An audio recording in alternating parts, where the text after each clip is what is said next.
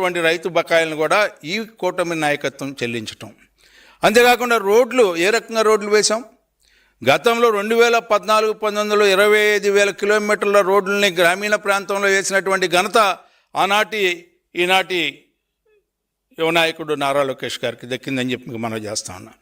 అంతేకాకుండా ఈ కూటమి ప్రభుత్వం నువ్వు గతంలో నీ పాలనలో కనీసం మెయింటెనెన్స్కి, ఆఖరికి బ్లీచింగ్ పౌడర్కి, ఆఖరికి కరెంటు బల్బు వేసుకోవడానికి కూడా నిధులు లేకుండా చేసి ఉంటే ఈ రోజున దాదాపు 1932 కోట్ల రూపాయల నిధుల్ని 15th ఫైనాన్స్ కింద వచ్చిన నిధుల్ని మరి ఈ రోజున పంచాయతీలకే కేటాయించడం కాకుండా మళ్ళీ ప్రత్యేకంగా ఈ రాష్ట్ర ప్రభుత్వం మరి ముఖ్యంగా పవన్ కళ్యాణ్ గారి నాయకత్వంలో దాదాపు 1674 కోట్లు ఈ రోజున పంచాయతీలకు చెల్లించాం.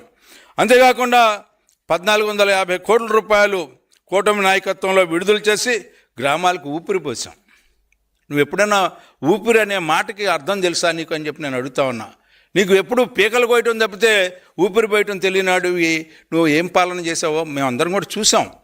గత పాలన ఏ రకమైనటువంటి పాలన, గ్రామీణ ప్రాంతంలో ఉన్నటువంటి కార్మికుడు కానీ, కర్షకుడు కానీ, లేకపోతే రైతు కూలి కానీ ఎవరిని కూడా, ఆఖరికి నువ్వు కౌలు రైతులను ఏ రకంగా నాశనం చేసావు కూడా మనం చూసాం.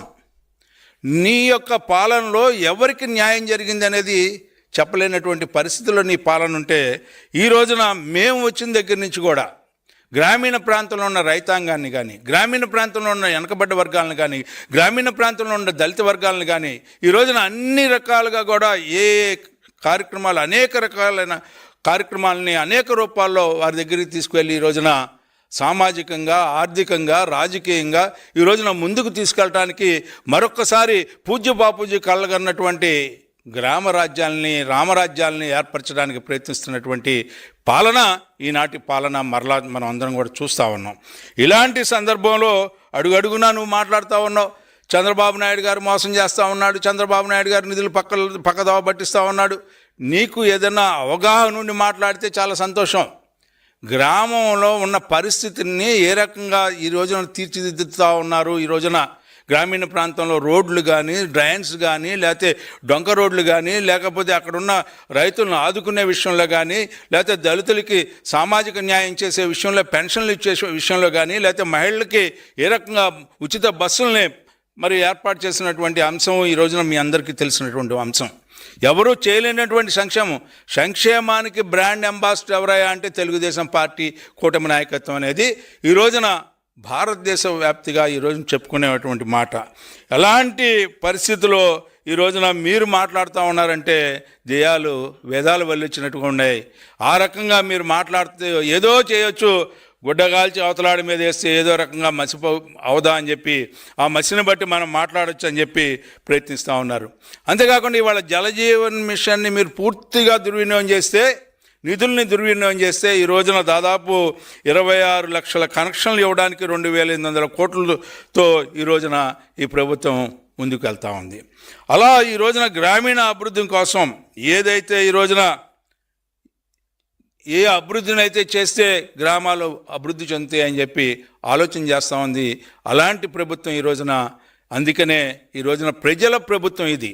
ప్రజలు విశ్వాసంతో నెగ్గినటువంటి ప్రభుత్వం. మాయ మాటలు చెప్పి భ్రమలకు గురి చేసి ఒక్కసారి గెలిచినటువంటి ప్రభుత్వం కాదు ఈ ప్రభుత్వం.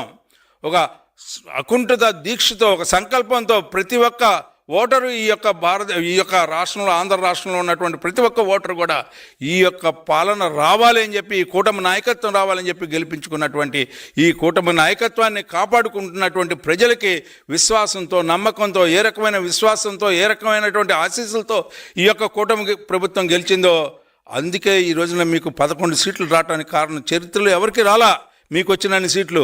అందుకని ఆ చరిత్రని మర్చిపోయి మీరు మరలా మాట్లాడుతూ ఉంటే సిగ్గుతో సమాజం తలవంచుకునే పరిస్థితి, మీ మాటలు వినే పరిస్థితి ఎక్కడ లేదు.